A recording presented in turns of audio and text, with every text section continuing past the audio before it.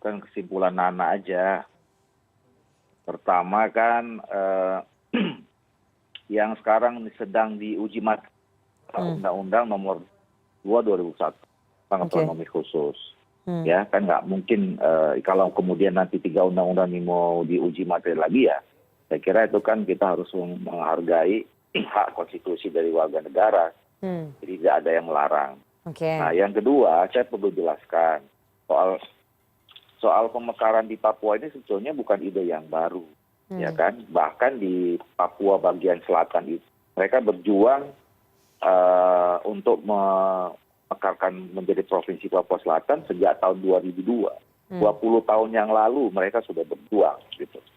Nah, memang brio yang lebih konkret realisasi adanya pemekaran ini ya, itu pada saat pembahasan di Undang-Undang Nomor 2 tahun 2001. Itu sekitar bulan Maret tahun yang lalu. Itu sudah 1 tahun lebih sebetulnya perbincangan tentang pentingnya pemekaran provinsi di Papua. Nah, setelah Undang-Undang Nomor 2 2021 ini undang-undang otsus itu, kemudian semakin intensif pemerintah bersama DPR, kami di Komisi 2 untuk menindaklanjuti salah satu amanat secara implisit dari undang-undang itu. Nah, kemudian terjadilah bahasan serius, kemudian diambil inisiatif oleh DPR, berdasarkan kesepakatan dengan pemerintah, kita menyusun 5 rancangan naskah akademik dan 5 rancangan undang-undang terhadap pendekatan adat yang ada di Papua. Sebetulnya kita ini menginginkan prinsipnya adalah bagaimana supaya seluruh daerah di Republik ini, ya termasuk Papua, itu juga kita bisa melakukan percepatan pembangunan, melakukan pemerataan pembangunan di seluruh wilayah. Terlepas inisiatif dari siapa, yang penting adalah niat baik pemerataan pembangunan supaya wilayah pelosok Indonesia ini menjadi maju, itu yang paling penting. Jadi bukan sesuatu yang ujuk-ujuk dan tiba-tiba. Jadi proses akhir yang terakhir ini, pembahasan undang-undang itu, sebenarnya proses pemanakan akhir dari proses panjang yang sudah dilalui. Saya cuma katakan bukan sesuatu yang baru, bukan yang buru, bukan yang terdesak-desak. Dan iya, saya kira itu satu fakta ya, ada survei yang bukan. Yang kedua, saya setahun 13 bulan ini bolak-balik Papua.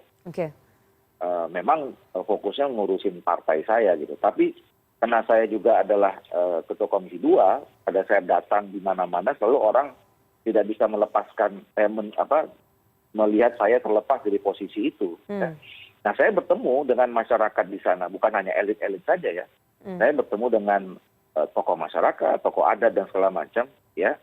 Mereka antusias dengan adanya pemekaran ini. Karena apa? Karena kita menjelaskan bahwa pemekaran ini itu untuk Papua, untuk kemajuan pembangunan di Papua, untuk pemekaran. Ya, nah saya selalu mengatakan begini, di luar Papua sekarang ada 329 calon daerah otonomi baru yang terdaftar di Kemendagri. Mereka sekarang teriak keadilan, kenapa kami tidak juga dimekarkan? Artinya mereka itu adalah apa kami mau maju belum tercapai. Sementara Papua kemudian diberi prioritas gitu. Nah, saya mau jelaskan, sebenarnya pemekaran itu adalah ya memperpendek rentang kendali, atau memperpendek masyarakat dan semua masalah dan dinamika dengan institusi yang mereka percaya untuk bisa membantu menyelesaikan masalah. Memperpendek rentang birokrasi begitu ya. Masyarakat, kalau masyarakat ini Indonesia ini bertumbuh, berkembang, ya seharusnya makin lama makin banyak daerah-daerah otonom itu. Gitu. Tentu ada pro dan ada yang kontra. Jadi kita juga bagi ada pihak yang sekarang belum setuju tentang pemekaran ini.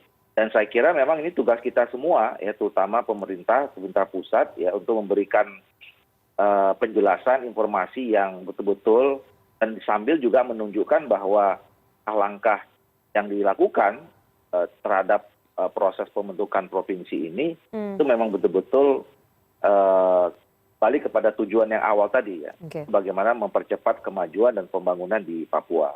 Nah, saya atau kami juga sebetulnya di Komisi 2 kemarin waktu rapat di panitia kerja itu menyampaikan kepada pemerintah terutama kepada Menteri Dalam Negeri ya, bahwa ketika provinsi nanti terbentuk dengan disahkannya 3 undang-undang ini, itu bukan ya jadi nggak sebetulnya mengatakan sampaikan kepada pemerintah bahwa ketika pada saatnya undang-undang ini disahkan dan kemudian proses pemekaran itu jadi itu bukan sesuatu yang final, artinya belum selesai, baru mulai.